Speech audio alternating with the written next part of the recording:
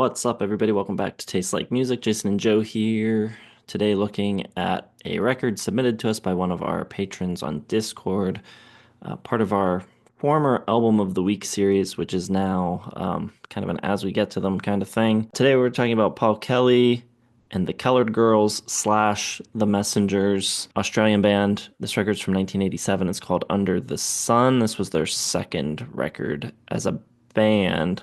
Actually, not sure if I think Paul Kelly had some stuff before the band was formed as well. I had never heard anything by Paul Kelly before. I'm not sure that I'd ever even heard the name. Songwriting. How do you feel about it? Well, I should also say that I don't know if I'd ever heard Paul Kelly. I think I might have heard one song from him, just stumbling across like an Australian artist. Probably like Spotify played it after a Midnight Oil song or something like that, just sort of random. I guess I kind of remembered what he sounded like. Songwriting wise, I think this is pretty catchy stuff. He kind of reminds me of, Elvis Costello-ish, kind of maybe Graham Parker of Australia.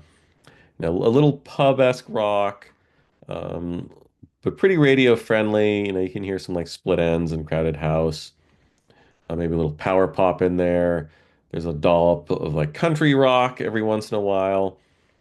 And he's Australian, and usually with Australian bands, you can really hear the Australianness of it. But I didn't think it was like overtly Australian. I don't think I would have known it was an Australian artist just off the top of my head. But songwriting wise, it's good stuff. It's not at the top of the genre, but I'm trying to think like late 80s. I think this sounds pretty good, and the songwriting is pretty good, not too 80s and cheesy, especially for like 1987, um, or 86 or whatever it was, where it's like the peak of bad, cheesy 80s synths. This was kind of a breath of fresh air because it has a lot of, 80s elements, but without like relying on bad synths that have dated terribly. Yeah, I have all the same notes, really. I think the songwriting's pretty good. He's got a really strong knack for melody. Everything's really tuneful. I think his lyrics are pretty good too. A lot of like really descriptive and vivid imagery used in the lyrics. All the same sort of touchstone markers that you listed: Elvis Costello, Nick Lowe, Graham Parker, part of that lineage, and then also like contemporaries of Crowded House and that kind of 80s power pop stuff. Yeah, I thought it was cool. The musicianship. I think it's pretty strong musicianship again across the board. Just strong playing by everybody, and there's a whole, a wide array of sounds. I thought the acoustic piano sounded great. Some strong bass lines. I like the touches of pedal steel that come in on a couple songs. You got some jangly guitars. You got some nice organ. You have some snazzy horns, harmonica, banjo, like all these great elements that come in and add to each of these songs. Never boring, and I like that, they're real instruments instead of synths and samples. And it could have been pretty lousy and cheesy sounding, I think, if everyone wasn't such a good player and if they hadn't, had the concept of using real instruments to, liven everything up.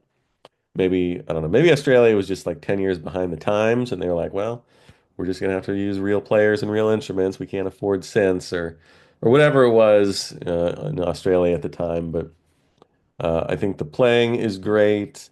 I think maybe the weakest part, maybe just the vocals. They're not bad. I just think, all the instrumentals are really at the top of their game, and the singing is good. There's nothing bad about it. It's just kind of average, ordinary, like good pop rock vocals. But I think the playing is even stronger than that. Yeah, I agree there as well. I think the playing on here is really good. I think it's a benefit that it's a band, even though it's Paul Kelly's name. I think You can tell they're like really tight as a unit and have played together and have toured together and have sort of gelled and coalesced. It doesn't, I think if this were session players, it might not be quite as good. Everything's really well arranged and everyone kind of knows their place and serves a purpose. Not a lot of ex- uh, superfluous, is that the word? Stuff. Mhm, mhm. All right, production. I think for late 80s, this is about as good production as you could hope for, especially for like something in the pop sphere. You got a little reverb on the drums. But other than that, I think it, stays away from the worst parts of the 80s, stays away from the synths, stays away from, there's no like arena rock solos coming in or overwrought horn, sax solos at the end of a song or something like that.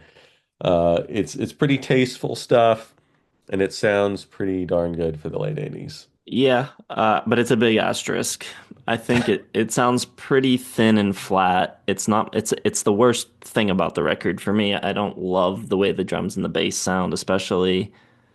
But when you take into consideration that it's 1987, it's actually probably on the better end of things coming out. So yeah, I actually wouldn't have guessed that this was 87. If I had to put a date on it just without looking, I would have guessed earlier in the 80s, probably like 81 or 82. But yeah, like if you compare the sound of this to the records of some of those people that we named earlier in the video, like Elvis Costello and stuff, I mean, I don't think it sounds as good as the early Elvis records and the Graham Parker stuff. And I probably wouldn't even say it sounds as good as like the Crowded House, the first couple Crowded House records. So it's not that it's a bad sounding record. It just doesn't, maybe it's that I'm listening to it on YouTube because it's not on Apple Music, but yeah, didn't sound. I kind of know who you're talking about. It feels like I don't want to denigrate Australia, but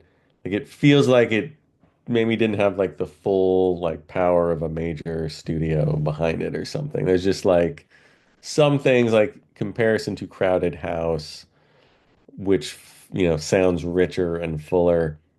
This one does sound not cheap, but you know, like 85 cents on the dollar kind of thing. Like not quite Yeah. uh, Abbey Road or something like that. Favorite and least favorite tracks. I think my favorites are Dumb Things, which is the lead-off track, and Under the Sun, which I think was the track that I had heard before.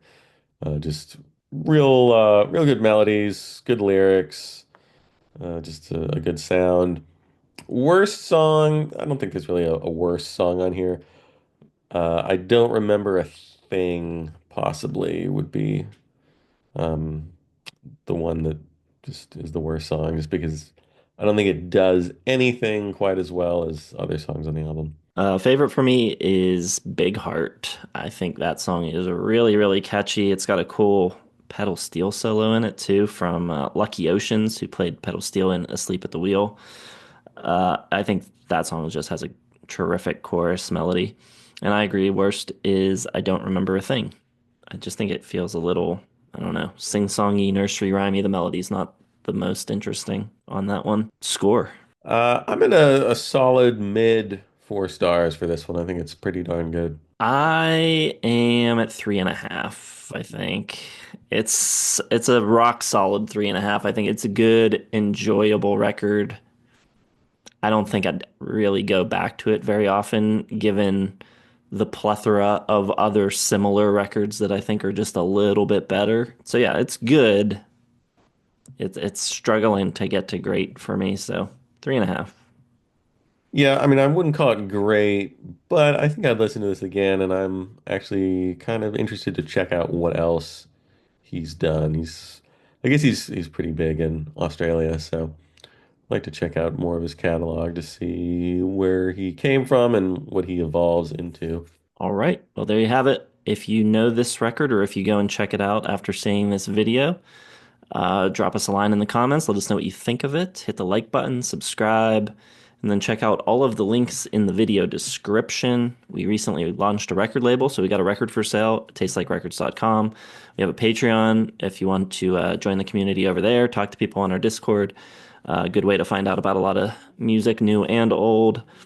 We've got merch for sale, we got a website, all kinds of stuff. So go crazy with the links. Thanks for watching. We'll see you in the next one.